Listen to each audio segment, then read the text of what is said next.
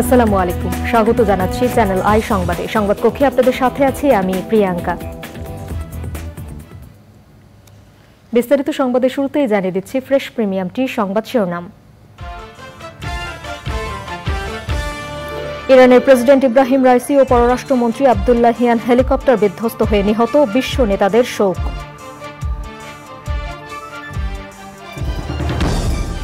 Pension সংক্রান্ত বৈষম্যমূলক প্রজ্ঞাপন প্রত্যাহার দাবিতে বিশ্ববিদ্যালয় শিক্ষকদের কর্মসূচি ঘোষণা, 28 মে 2 ঘণ্টা ও 4 জুন আধা বেলা কর্মবিরতি। উপজেলা পরিষদ নির্বাচনে দ্বিতীয় ধাপের ভোট মঙ্গলবার, 10 জেলার 156 উপজেলায় ভোট ঘিরে প্রস্তুতি।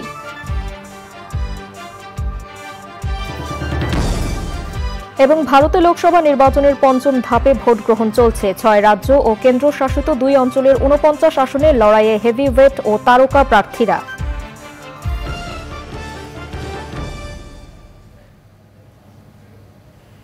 সংবাদ শিরোনামগুলো জানাচ্ছিলাম। এখনকার এই সংবাদ আয়োজন একই সঙ্গে চ্যানেল আই এর ইউটিউব চ্যানেলে এবং চ্যানেল আই এর ওটিটি প্ল্যাটফর্ম আই স্ক্রিনে লাইভ স্ট্রিম হচ্ছে। যাচ্ছে বিস্তারিত সংবাদে। হেলিকপ্টার বিধ্বস্ত হয়ে ইরানের প্রেসিডেন্ট ইব্রাহিম রাইসি ও পররাষ্ট্রমন্ত্রী হোসেন আমির আব্দুল্লাহিয়ান সহ 9 জন আরোহীর সবাই নিহত হয়েছেন। ইরানের গণমাধ্যমগুলো তাদের মৃত্যুর খবর নিশ্চিত করেছে। এ ঘটনায় শোক জানিয়েছেন বিশ্ব নেতারা। লেবানন 3 দিনের ও পাকিস্তান 1 দিনের শোক ঘোষণা করেছে। শোক জানিয়েছে মধ্যপ্রাচ্যের সশস্ত্র সংগঠন হামাস, হুতি ও হিজবুল্লাহ। ইরানের অন্তর্বর্তী প্রেসিডেন্টের দায়িত্ব নেবেন ভাইস প্রেসিডেন্ট মোহাম্মদ মোকবার। 50 দিনের মধ্যে দেশটিতে নতুন নির্বাচন হবে। জাকিয়া আক্তারের রিপোর্ট। রোববার দুর্যোগপূর্ণ আবহাওয়ায় হেলিকপ্টার দুর্ঘটনার প্রায় 16 ঘণ্টার পর দেশটির গণমাধ্যমগুলো জানিয়েছে প্রেসিডেন্ট রাইসি ও পররাষ্ট্রমন্ত্রী আব্দুল্লাহিয়ান সহ আরোহী 9 জনের সবাই মারা গেছেন। ইরানের সামরিক বাহিনী আইআরজিসির একজন কমান্ডার জানিয়েছে কয়েকটি মৃতদেহ সম্পূর্ণ পুড়ে যাওয়ায় পরিচয় শনাক্ত করা যাচ্ছে না। বিধ্বস্ত হেলিকপ্টারে প্রেসিডেন্ট রাইসি ও পররাষ্ট্রমন্ত্রী আব্দুল্লাহিয়ানের সঙ্গে ছিলেন পূর্ব আজারবাইজানের প্রদেশের গভর্নর মালিক রহমাতি, পূর্ব আজারবাইজানের ইরানের সর্বোচ্চ নেতার প্রতিনিধি মোহাম্মদ আলী আলে হাশেম, প্রেসিডেন্টের প্রধান নিরাপত্তারক্ষী মেহেদি মৌসাবি, হেলিকপ্টারের পাইলট, কো পাইলট ও ক্রুরা। ইরানের উত্তর পশ্চিমাঞ্চলীয় প্রদেশ পূর্ব আজারবাইজানে খোদা আফারিন অঞ্চলে আজারবাইজানের প্রেসিডেন্টের সাথে সীমান্ত এলাকায় বাঁধ উদ্বোধন করে ফিরছিলেন প্রেসিডেন্ট রাইসি। 3টি হেলিকপ্টার বহর নিয়ে ফিরে আসার সময় ঘন কুয়াশায় দুর্গম পাহাড়ি এলাকার জঙ্গলে হেলিকপ্টারটি বিধ্বস্ত হয়। প্রেসিডেন্ট ইব্রাহিম রাইসি ও তার সঙ্গীরা যুক্তরাষ্ট্রের তৈরি বেল 212 মডেলের হেলিকপ্টারে ছিলেন। হেলিকপ্টারটি ছিল মাঝারি আকারের, এতে পাইলট সহ আসন সংখ্যা ছিল 15টি। 63 বছর বয়সী রাইসি 2021 সালের জুন মাসে ইরানের প্রেসিডেন্টের দায়িত্ব নেন। 1989 থেকে 1994 সাল পর্যন্ত তেহরানের প্রসিকিউটর জেনারেল এবং 2014 সালে জাতীয় প্রসিকিউটর জেনারেল ছিলেন। Zakia Akter, channel I.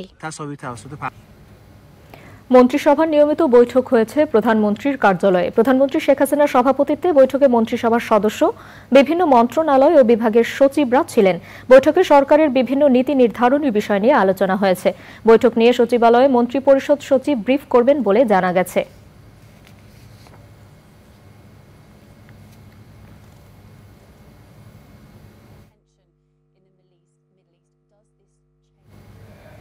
সর্বজনীন পেনশন সংক্রান্ত বৈষম্যমূলক প্রজ্ঞাপন প্রত্যাহারের দাবিতে সারা দেশে 28 মে সকাল 10টা থেকে দুপুর 12টা পর্যন্ত এবং 4 জুন আধাবেলা কর্মবিরতি পালন করবেন পাবলিক বিশ্ববিদ্যালয়ের শিক্ষকরা।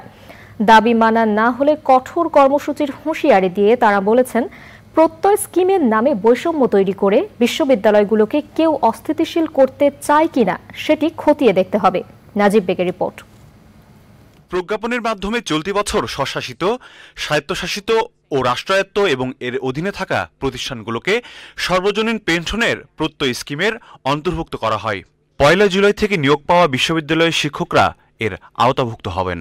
নতুন স্কিমের কারণে 1 জুলাইয়ের আগে নিয়োগ পাওয়া এবং এর পরে নিয়োগ পাওয়াদের মধ্যে 2টি শ্রেণী তৈরি হবে বলে মনে করছেন পাবলিক বিশ্ববিদ্যালয়ের শিক্ষকরা।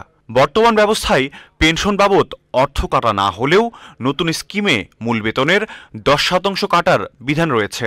বর্তমান ব্যবস্থায় এককালীন আনুতোষিক প্রাপ্য হলেও প্রত্যয় স্কিমে সেটি শূন্য। বিদ্যমান ব্যবস্থায় পেনশনের ওপর বছরে 5% ইনক্রিমেন্ট দেওয়া হলেও নতুন স্কিমে বিষয়টি স্পষ্ট নয়। বিশ্ববিদ্যালয়ের শিক্ষকদের অবসরকালীন বয়সসীমা ৬৫ বছর হলেও প্রত্যয় স্কিমে অবসরের বয়স ধরা হয়েছে ৬০ বছর। সে সাথে স্কিমে কমে আসবে শিক্ষকদের অবসরকালীন সুবিধা।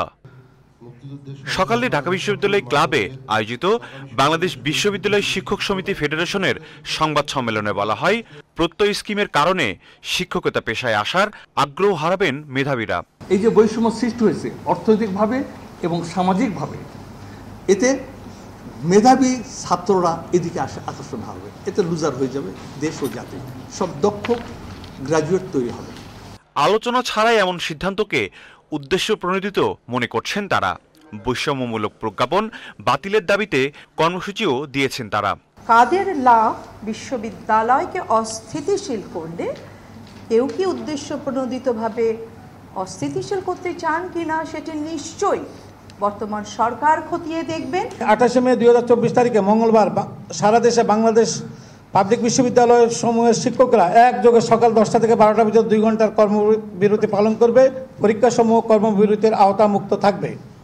এ সময়ের মধ্যে দাবি মানা না হলে আগামী 4 জুন 2024 তারিখ মঙ্গলবার বাংলাদেশ পাবলিক বিশ্ববিদ্যালয়ের শিক্ষকরা একযোগে অর্ধদিবস কর্মবিরতি পালন করবে। কার্যকর উদ্যোগ না নিলে পরবর্তীতে বৃহত্তর কর্মসূচিতে যেতে চায় বাংলাদেশ বিশ্ববিদ্যালয় শিক্ষক সমিতি ফেডারেশন।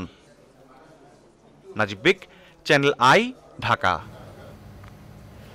দ্বিতীয় ধাপের উপজেলা পরিষদ নির্বাচনে মঙ্গলবার 10 জেলার 156টি উপজেলায় ভোট গ্রহণ হবে। চেয়ারম্যান সহ 3টি পদে প্রার্থী 1024 জন। মোট ভোটার 3,52,04,748 জন। ভোট গ্রহণের একদিন আগে 685টি কেন্দ্রে পাঠানো হয়েছে ব্যালট পেপার। ভোটের দিন সকালে পাঠানো হবে 12,331 কেন্দ্রে। 24টি উপজেলায় ভোট হবে ইভিএমে।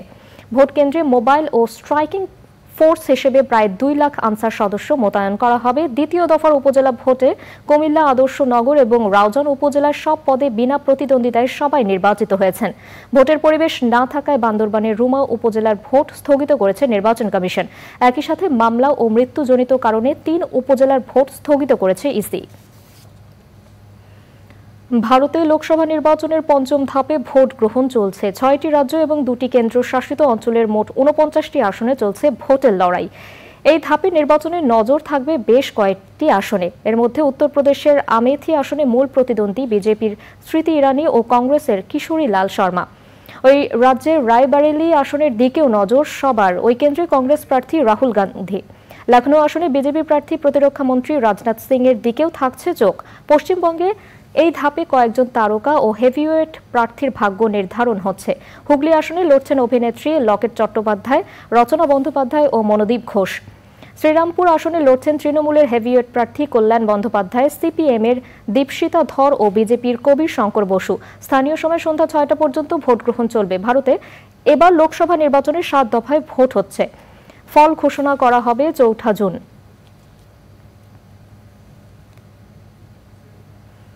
দর্শক, এবারে বিরতি।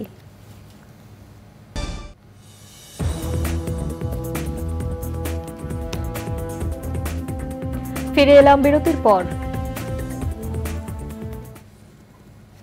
পবিত্র হজ পালনে বাংলাদেশ ও বিশ্বের নানা প্রান্তের ধর্মপ্রাণ মুসলমানরা পবিত্র মক্কায় সমবেত হচ্ছেন।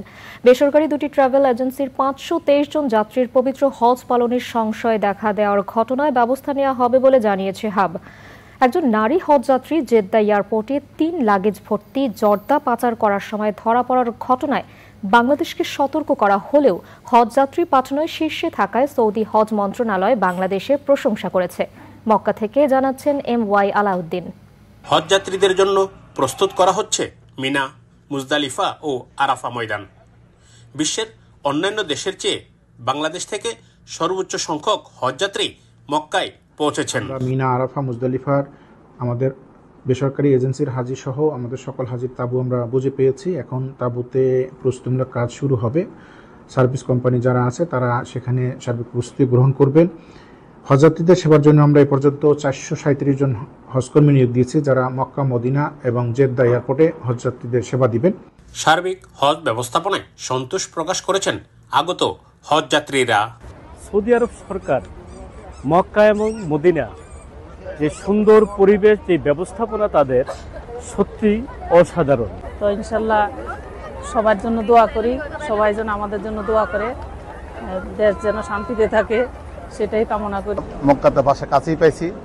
মক্কাতে এখন তাপমাত্রা মোটামুটি সহনশীল, তবে দিনে দিনে তাপমাত্রা বৃদ্ধি পাচ্ছে।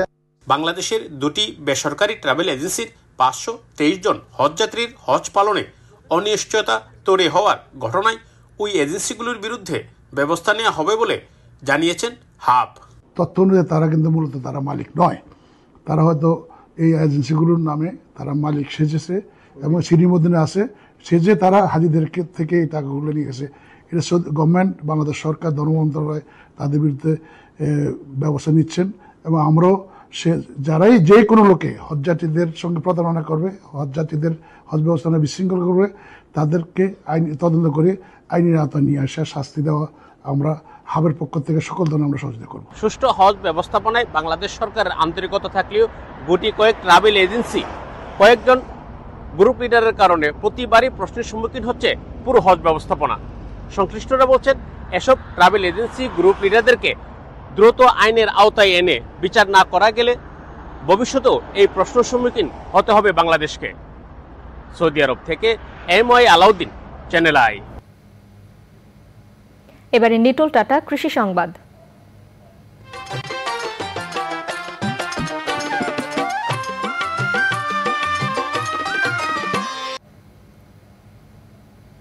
শেরপুরের নকলা উপজেলায় বোরো মৌসুমে অধিক ফলনশীল হাইব্রিড ধান 19 আবাদ করে ভালো ফলন পেয়েছেন কৃষক। চীনে উদ্ভাবিত নতুন জাতের ধানটি সম্প্রতি বাংলাদেশে চাষাবাদের অনুমোদন দেয়া হয়েছে। শেরপুর থেকে হাকিম বাবুলের পাঠানো তথ্য ও ভিডিও চিত্রে রাজীব আহমেদের রিপোর্ট। হাইব্রিড 19 জাতের ধান, যার বাণিজ্যিক নাম আপন। এ জাতের ধান সরু ও হেক্টর প্রতি গড় ফলন আসে 9.5 মেট্রিক টন। ধানটা তোমরা আগে দেখি নাই, আগে কেউ করছে না, হনা এটা করছে, করতে ধানটা ধরে না উন্নত হয়েছে বেশি। আগে মোটা ধান লাগাইছিলাম অন্যরকম জাতের, এবার আপন ধান লাগাইছি, ভালো ফলন পাইছি, আশা করি ভালো ফলন হবে, মেলাবান। পাশের ক্ষেতে ধান লাগাইছে আপন ধান, দেখলাম ফলনে খুব ভালো ধানটা হয়েছে, আমরা আগামীতে এই ধানটাই লাগাবো। জাতটির উদ্ভাবক ও চীন বিশেষজ্ঞদের একটি দল সম্প্রতি হাইব্রিড 19 জাতের ফসলি মাঠ পরিদর্শন ও সার্বিক বিষয়ে পর্যবেক্ষণ করেছেন। চীনে উদ্ভাবিত হাইব্রিড 19 ধানের ভালো ফলন হয়েছে এই অঞ্চলে। আপন নামেই এখানকার কৃষকের কাছে ধানটি বেশি পরিচিতি পেয়েছে। জলবায়ু ও আবহাওয়ার সাথে খাপ খাওয়ানো এ জাতের ধানের প্রসার আগামীতে আরো বাড়ানোর পরিকল্পনা রয়েছে আমাদের। জনবহুল বাংলাদেশের মানুষের প্রধান খাদ্য ভাত। এখানকার মানুষের জন্য হাইব্রিড ধান 19 হতে পারে একটি আদর্শ ধানের জাত, বলছেন বিশেষজ্ঞরা। Rajib Ahmed, channel I. এবারে প্রকৃতি সংবাদ।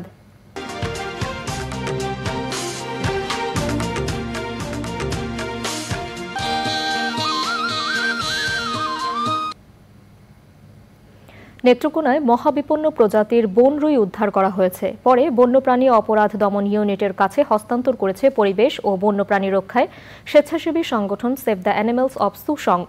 প্রয়োজনীয় চিকিৎসা শেষে উপযুক্ত পরিবেশে বনরুইটি অবমুক্ত করা হবে। আফরোজা হাসির রিপোর্ট। মহাবিপন্ন হিসেবে IUCN এর লাল তালিকাভুক্ত বনরুই বা চাইনিজ পেনগলিন।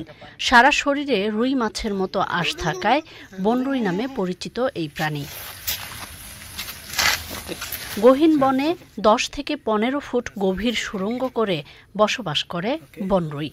রাতে খাবারের খোঁজে সুড়ঙ্গ থেকে বের হয় নিশাচর ও লাজুক প্রকৃতির এই প্রাণী।